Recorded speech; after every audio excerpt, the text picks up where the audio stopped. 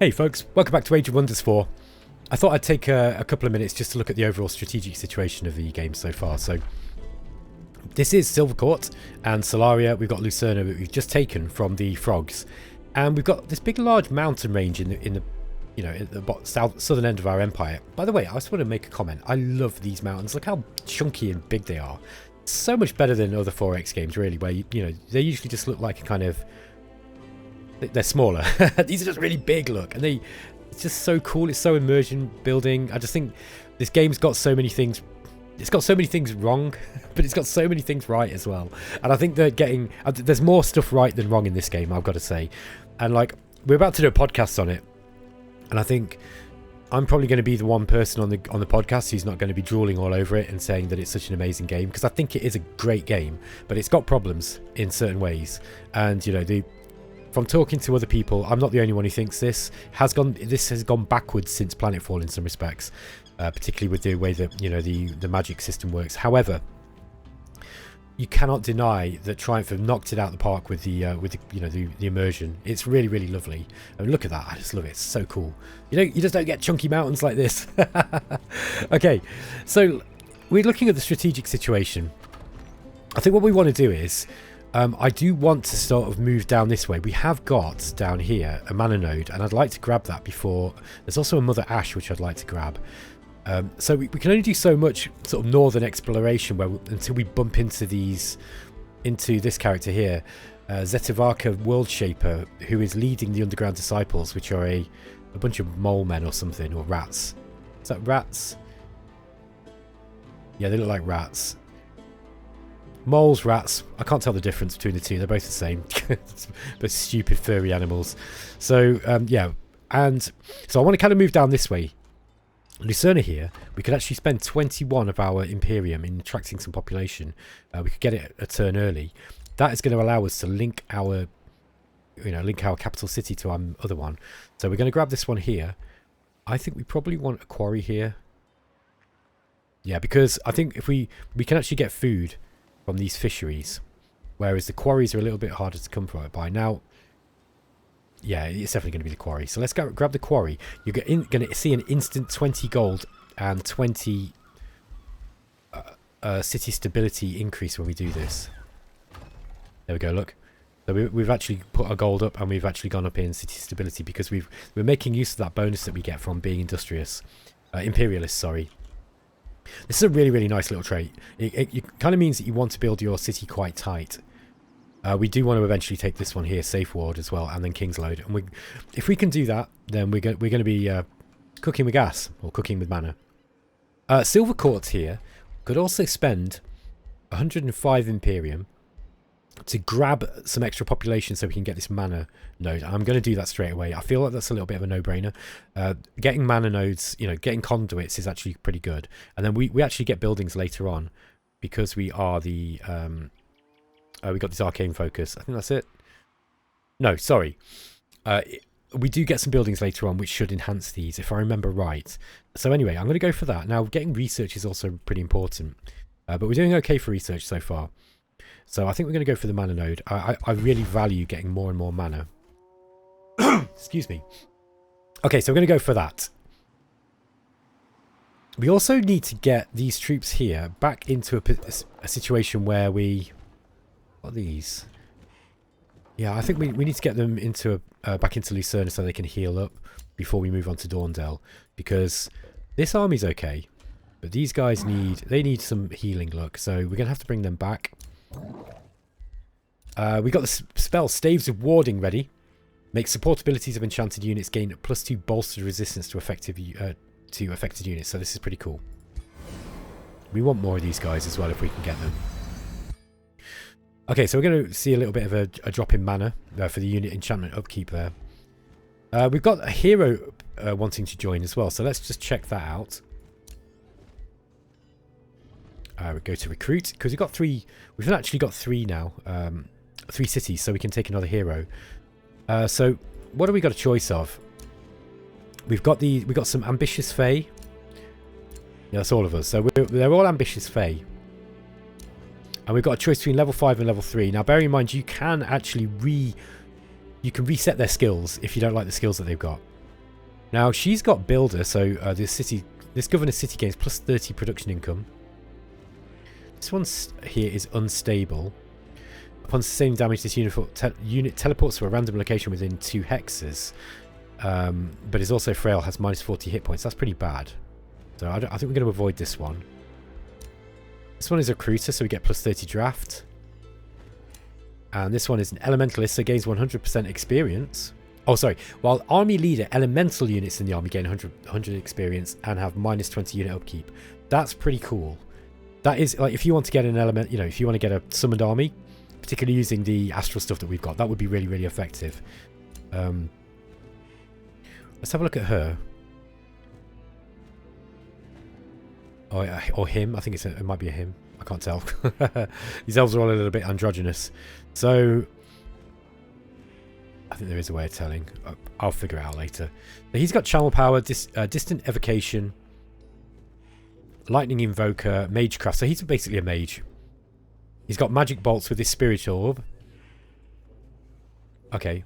And, yeah, so... Yeah, I'm kind of tempted to get the one with this one here, Aula the Elder. Yeah, she is older, you can tell because she's got grey hair. She's a lightning invoker.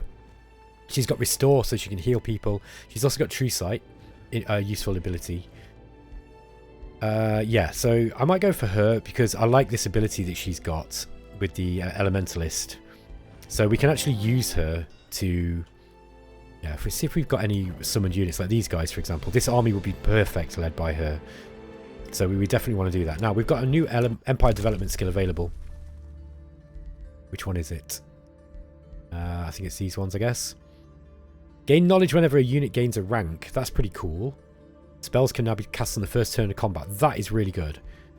We've also got the Rites of Astral Abundance. Instantly gain 1000 mana. I will wait for that one. We might need that one later. We've also got some of these down here. Yeah, getting an extra Whispering Stone is pretty good. I think that's probably worth getting. What we'll do is we're going to start adding these Whispering Stones now. So let's give one to Lucerna. So it's just going to make them basically... Yeah, this will cause your built up... yeah, it increases your accessibility, basically. We're going to give one to Silvercourt if it doesn't have one yet. There we go. And then we're going to give one to here as well. We haven't got any vassals on the go at the moment. So we can probably just put all of our Whispering Stones to our own, our own places. There we go. We've used all 3 of them now. And the remains of Cyriel the Bloody have been collected. So this is this aggressive frog knight. Totally ridiculous. Yeah, Lance. She's actually got a Ring of Regeneration look, which would be nice to get. And Locket of Channeling. I think we can build the crypts, and the crypts will give us mana income for every corpse we've got in there, and that's a nice little bonus. What I would say about that is, yeah, it'll only take 2 turns to come, but you can also you can actually resurrect the heroes in there as well. But I do like that Ring of Regeneration. I think that might be a really good item to grab. So, yeah, I think I like the Ring of Regeneration over the extra 2 points that we're going to get, the mana points. So let's just sell the remains. We'll get some cash for it too. And now we can go to our hero, or one of our heroes. Let's go to our main leader. Oh no, this is Gizella Aria. This is the one. So let's give her the Ring of Regeneration. So that's going to enable her to regenerate. We've also got the Locket of Channeling. Plus 10 combat casting points at the start of the battle. And then we've got the Horn of Plenty as well, which is going to give us plus 5 hit points on the world map when we're healing. So that's pretty useful. And if you want, you can kind of cheese this game by, giving that to each character as they need it. I think it's probably kind of a bit gamey to do stuff like that, but, yeah, I might give it to her, Now, the way other games get around this is if they give you a bit of a penalty of some kind when you start moving equipment around. You don't seem to have that in this game. So you can just use it straight away, basically. All units in the army heal plus 5 hit points every world map turn. So you can use this to heal when you're not in enemy territory. which could potentially mean we could juggle this item around and move on to Dawndelve. And honestly, I'm kind of tempted to do that a little bit. Let's get it attached to her just for the to get these guys up, and then we can attach it to these ones. Yeah, maybe we do that. We'll also bring up this new hero. This is Elia the Elder, and we'll bring her up to take control of this army of summoned units. Now, they're not the strongest summoned units, but we do want to get more of these guys in. Like the Watcher's a really good unit. I've been having some interesting success with this, particularly with this attack that it's got, the Psychic Gaze. All right, anyway, I'm going to ramble on much longer. Defaldea has withdrawn to the Astral Realm. Yeah, I think this is his capital. So we might even be able to move in on his capital and take that. The problem is this does make our empire a little bit, kind of spindly. I think really getting Shine Spire would be good, but I think we're probably going to raise it. I think that would be the way to go. And then use the money that we get from that to then build an army and declare war on these guys here. And then we take these and then we just stop, then we can put something here later. That might be one way of approaching our overall strategy. Okay, Solaria it created a granary. Now, plenty of money. We want draft here, I think. So the Light Forge here might be a good thing to build. We've also got the Tavern, which would boost the city stability. Yeah, high stability boosts food and production income. So it might be useful to get the Tavern, and this is boosted as well. So let's go for the Tavern there and just make sure that we are keeping our cities happy. Also, we probably want to think about building some higher tier units now. One of the mistakes I often make in this game is just trying to run through the game with just tier 1 units. You can't really do that. I think that the tier 2, at least at this point in the game, we really want to be with tier 2. Now, let's just have a look at the makeup of our armies. Got a scout here. Yes, you should get a Pyromancer and a Sun Priest, and then 2 Dawn Defenders. That's Elementals. Yeah, we've got enough Sun Priests. I think we need some more. Yeah, I think I'm going to go for some of the basic units still. Let's get a Dawn Defender out from there. And from Silver Court, we're going to get a tier 2, so we'll probably go with the Daylight Spear. And Solaria, we're going to go with the Daylight Spear as well.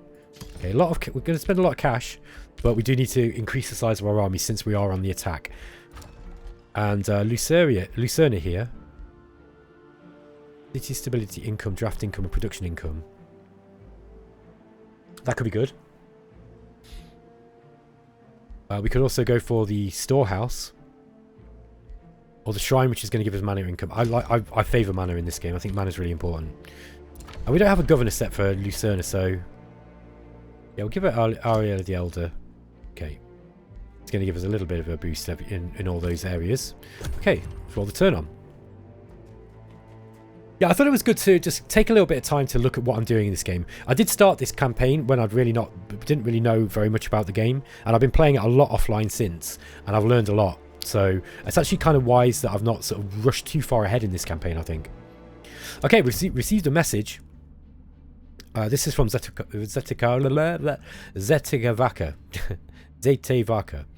Zetevaka World Shaper is ready to discuss another treaty or diplomatic state. Your actions speak for your wisdom here. I'm glad to see our fates entwining. Okay, she's a protective sage. She doesn't like empires that start wars, but she likes empires that have summoned units and empires with vassals. Alright. Now, she's got some moderate war justification. I wonder if it might be worth us settling our grievances. No, we've got moderate on them. They don't have very much on us at all. So... yeah, we're going to keep those grievances. We want to be able to go to war with her. So let's just... I'm going to try and keep her sweet just for a bit. Okay, yeah, look, these guys are actually healing. I think we'll move in towards Dawndelve. Do you want to get my hero? Have we got any mounts? Yes, let's give her a mount. Hello? Okay. Not letting us.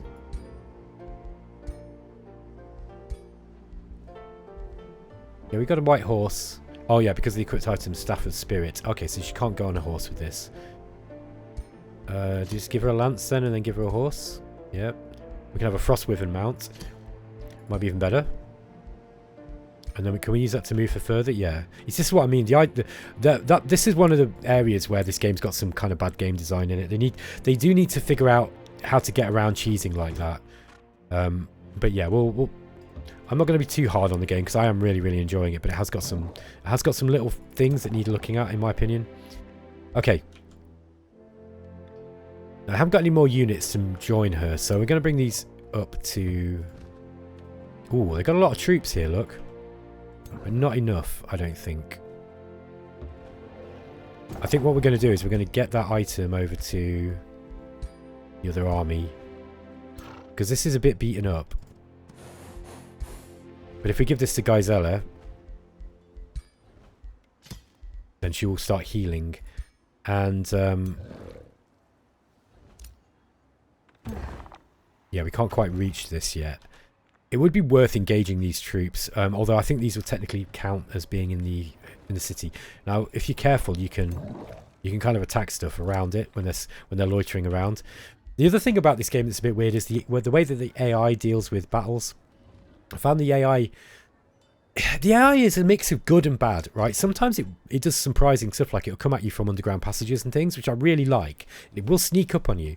The other thing is that you can kind of cheese it. Like if you move towards it, it will move towards you, and then you step back, then it will step back again, and then you move towards it, and and it kind of gets stuck in a loop. So it's a little bit reactionary, I'd say. What do we want to do? Let's get... How much are these watchers? Tier 3 are 20 mana. Okay, that's a lot of mana to upkeep. We probably don't want any more of them. These are tier 1. They're only 6 mana to upkeep. Oh, we've also got the lightning focus. Yeah, I think I'm going to go for that. So this is going to give these guys some extra lightning damage. So we're just going to be hitting a lot harder in combat now. Alright. Silver Court's produced the Wizard's Tower. I think, what do we go for next? Well, we got a whole bunch of options. I think the higher level of Wizard's Tower will be useful. Now, I don't know if this gives you an increasing 5+5 Imperium income. I'm not sure if that's what is happening there, or whether it's just the base level gives you 5, and then it's just telling me that, we're getting 5. Gain Imperium by developing the Wizard's Tower. Okay, so I'm assuming that this is an extra 5. That is really worth getting. Have we got anybody in the prison? No. But getting... Yeah, that's only one turn, look, to get the crypts. It's only one turn to get the cells as well. We've also got a sun shrine, look. Now, if we'd have gone with this with the knowledge post here, we could have actually put a sun shrine up and increased our knowledge. That could have been useful. I'm not gonna stress about that too much. Yeah, we've got a research post up here, so we'll probably put that one up in Solaria, perhaps. Yeah, we really are bumping up against this city here, aren't they? What are we going to get? Stone Mason would give us plus 15 production income. That was probably quite critical, I'd say. So let's go for that. Okay, they're going to stay there. They're going to stay there, and we're going to end the turn, I think. The Dormant Enchantment grants non-high units. Yeah, I think we're going to go with this one as well. Just so that because we are using a fair amount of non-high units. So we can get their awakened ability. Okay, day 31 dawns. We got a message. Devious deal. Okay, so yeah, the Hermit's basically offering us some a tome of some pages from Tome of Magic. So we're going to learn a spell. Basically, it wants Ice Coffin, Ignite. Okay, Ignite's an alright spell. Ice Coffin has a 90% chance of becoming frozen. Cannot move or attack. That's a pretty good spell. Or we've got Condemnation. This is really good. The thing is about the Condemnation, right, is you need... I wish I could come out of this so I could go into look at the tomes. But basically, there's a tome later on in order that is really good. That starts working with this Condemnation thing. We can pick this up pretty easily, though. This is good though. Like condemnation's great. When your units are, I can't remember what it's called, but they basically they do damage. They'll do 3 spirit damage, and then when they attack a condemned unit, they get an extra 15. So it's actually quite a big buff. That is. You're gonna lose stability. There's going to be a lot of hit points to lose though for a spell. I like that though. Let's go with that one. Okay, we're getting more grievances against her. She's building up against us and we've got to stop her doing that because that's annoying. I'm actually tempted to grab this one here.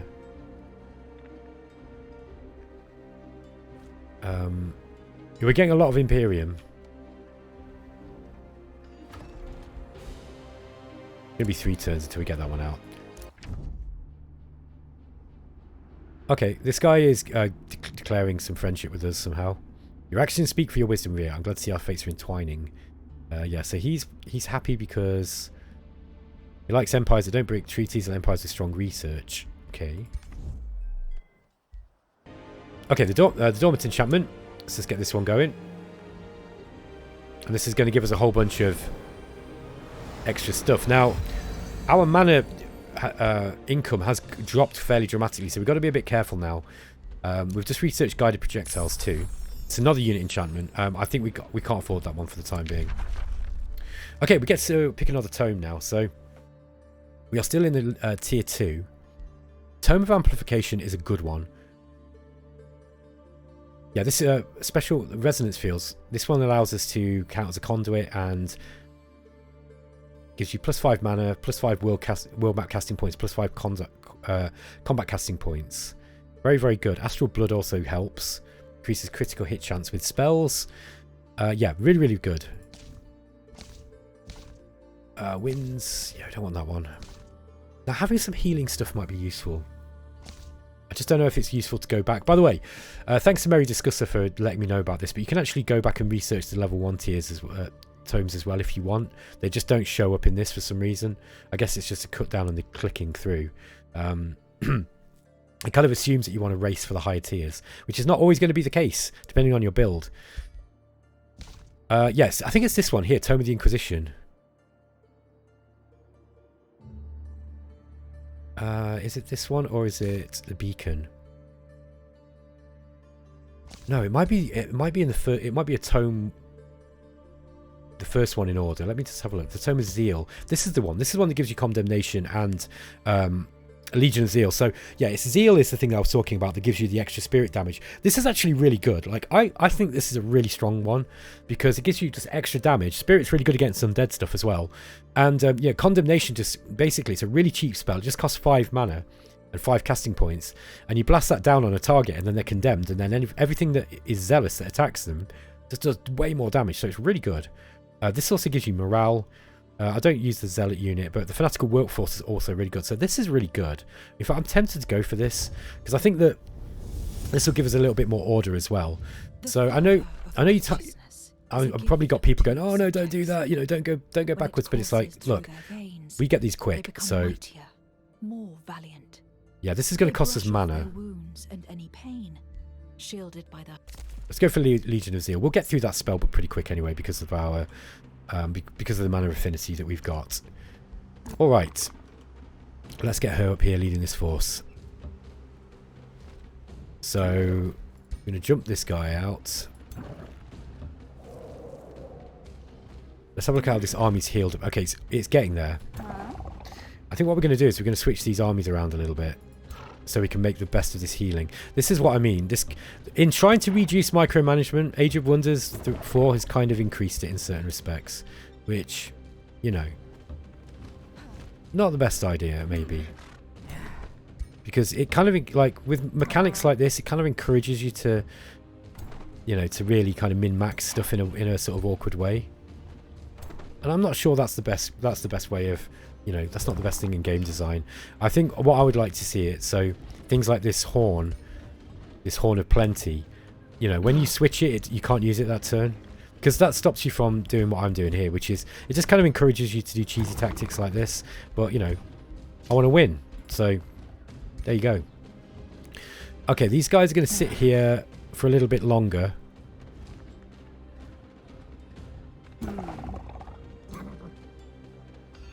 Yeah, let's get these guys initiating this siege anyway. We'll get some onagers if we've got them.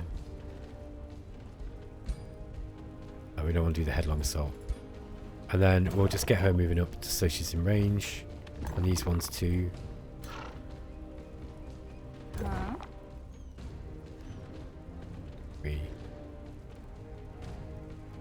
Yeah, just leave her there.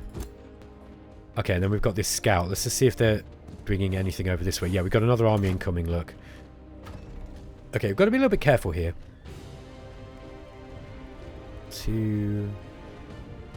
Yeah, I don't know. This might be a bit risky. Might be a little bit risky. I'm going to risk it, though. We'll see what happens. Oh, yeah, let's just keep those guys there, and then...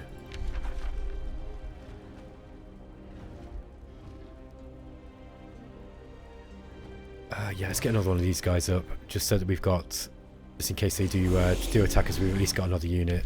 We might get one more of those. And we'll just throw these storm spirits in. Don't mind if I lose them.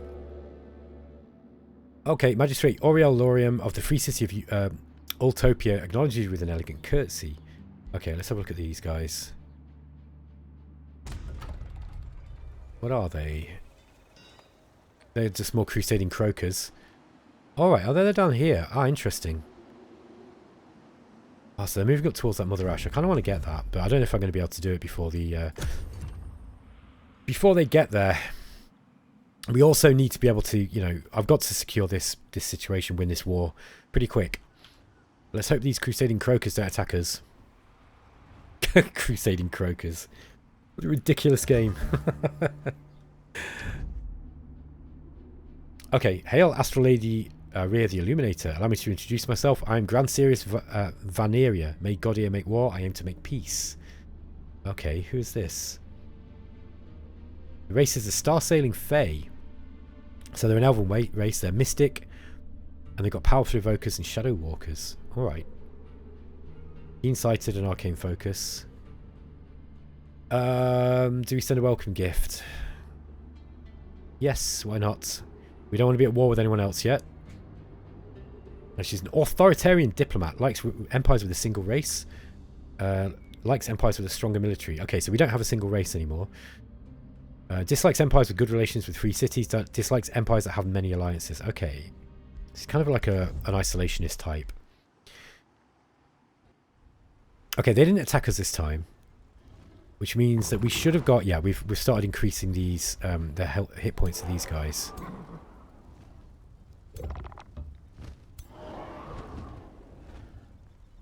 Okay, let's get this very damaged unit out here. Oh no, mind you, they're not going to heal then, are they? This should be healed by the time the siege starts, I'd say. 3 turns. Yeah, we should be fine. It just depends if they send any more armies into us. Let's just see what they've got coming. Oh, they have got more, look. They're probably going to attack this guy now as well. I was a little bit hasty moving that in. Right, we've got another storm spirit coming.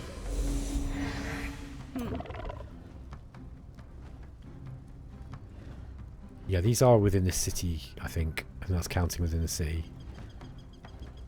Okay. We received a trade proposal. They want a wizard's bond. And they want... well, they want mana or gold. No. No, I decline that. I don't want a wizard's bond with you. I'm going to go to war with you soon. Ruler Dafeldea has returned to Shinespear. Okay, so their commander's back now. We've got to finish this quite quick. We also need to get some more troops up ASAP if we can, because we're going to take damage here. Although I expect this is going to be a decent part of his forces. Silvercorp produced Stonemason. Let's get up. Bathhouse is city stability. I don't know if we need any more stability. Market might be good for money. We've also got this, and now the Circle of Zealotry counts as a quarry. Plus 10 draft per positive or negative level of alignment. Plus 2 city stability per adjacent province improvement. Yeah, this is kind of interesting. You kind of want to put this in the middle somewhere. It counts as a quarry.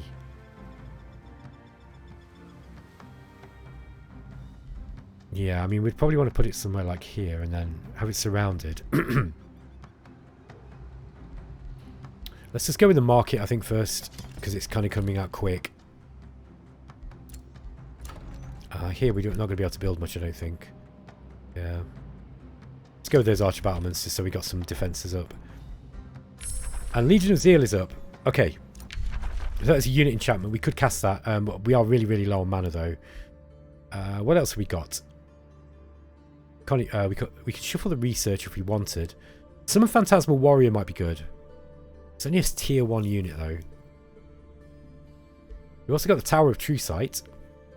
And the Static Shield. Yeah, that's a good spell.